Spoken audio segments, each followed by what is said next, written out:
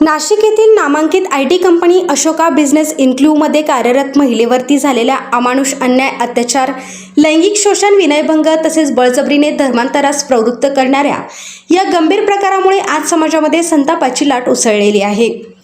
या प्रकरणी पोलिसांनी संबंधित आरोपींना अटक केलेली असून पुढील तपास सुरू आहे।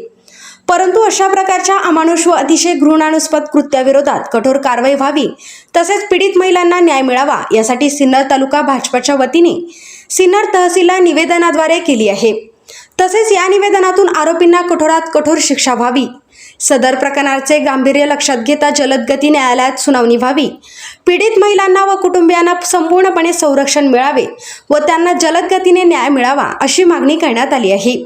या प्रसंगी भाजपाचे ज्येष्ठ नेते बाळासाहेब हांडे, भाऊसाहेब शिंदे, जयंतबाबू आव्हाड, सविता कोठुरकर, देवयानी वाघ, प्रियंका द्विवेदी, बहिरू दळवी, दत्तात्रय आचार्य, नाना बाबर आदींसह भाजपा कार्यकर्ते व पदाधिकारी उपस्थित होते।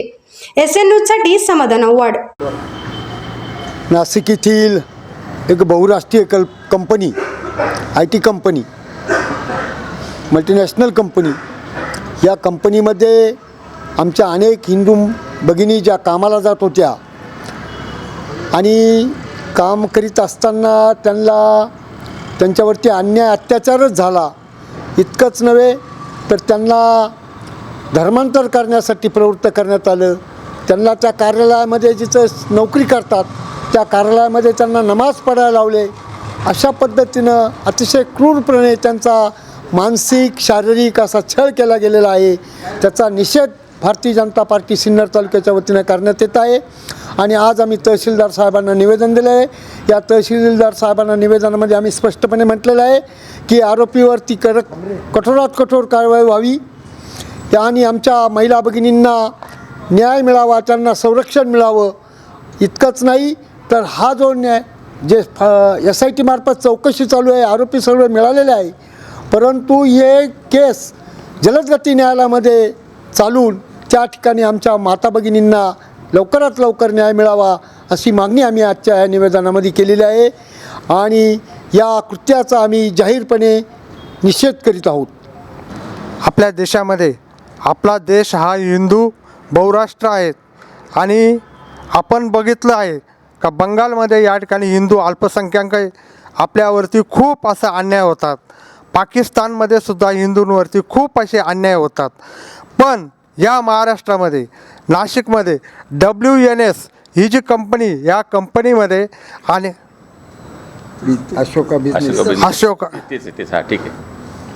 ठीक आहे तर त्या कंपनीमध्ये अनेक आपल्या लेडीज ज्या आहेत त्या IT सेक्टरमधल्या लेडीज तिथं काम करत होत्या।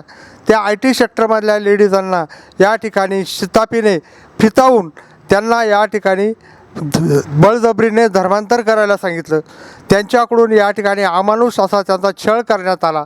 त्यांना गोमांस खायला सांगितलं, त्यांना त्याचप्रमाणे या ठिकाणी ते नमाज पढायला सांगितलं।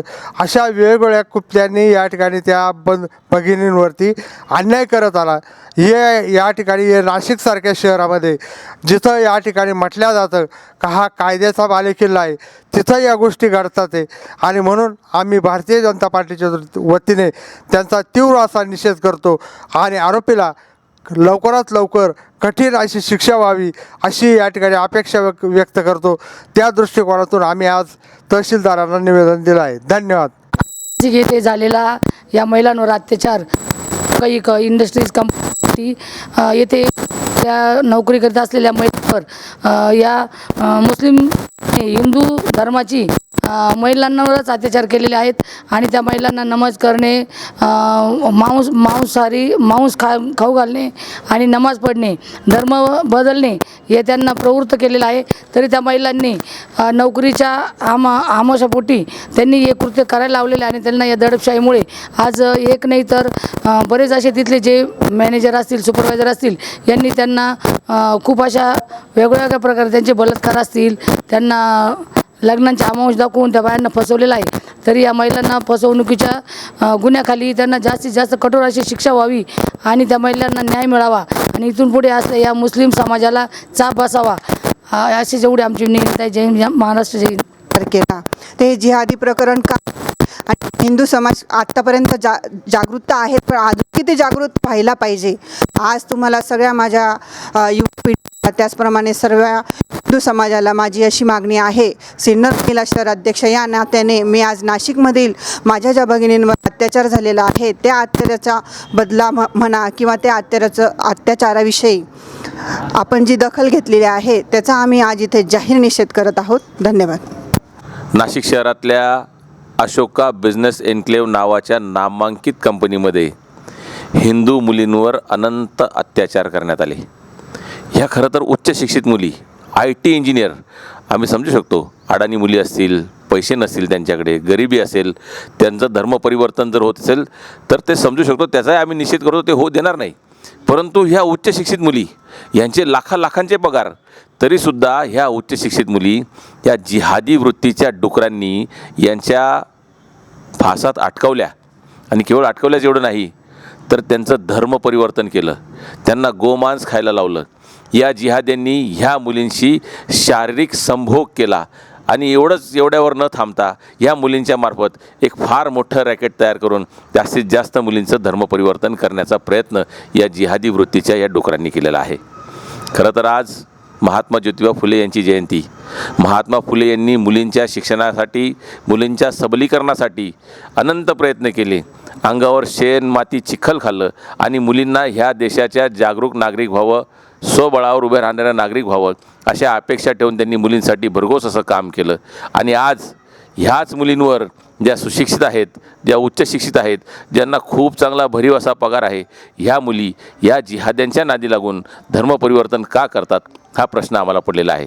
पण असो, त्या मुली आपल्या हिंदू धर्माच्या त्या साध्या भोळ्या मुली जरी असल्या तरी ह्या धर्मपरिवर्तनासाठी त्यांना प्रवृत्त करणाऱ्या या जिहादी डुकरांना खरं तर आपल्या देशात लोकशाही आहे असं काही करता येणार नाही. परंतु खरं तर यांच्या मागच्या भागात गोळ्या घातल्या पाहिजे, म्हणजे इथून पुढं एकही जिहादी डुकर असं इथून पुढं करणार नाही.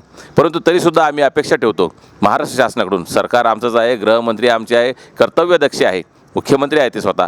मला खात्री आहे या एकही जिहादी डुकराला आमचे मुख्यमंत्री सोडणार नाही, त्यांच्यावर कठोरात कठोर कारवाई करतील. परंतु सिन्नर तालुक्यातल्या आमच्या तमाम महिला भगिनी बांधवांना सगळ्यांना मी विनंती करू इच्छितो, जो प्रकार नाशिक शहरात झाला तोच प्रकार सिन्नर तालुक्यात, सिन्नर शहरात कुठेही जरी तुम्हाला आढळला तर जरूर आमच्याशी येऊन संपर्क साधावा. आम्ही तिथंच त्याच मिनिटाला त्याच क्षणी असं काही सापडलं तर त्या जिहादी प्रवृत्तींना ठेसून काढू अशा प्रकारचं अभिवचन आम्ही सिन्नर तालुक्यातील तमाम जनतेला देतो.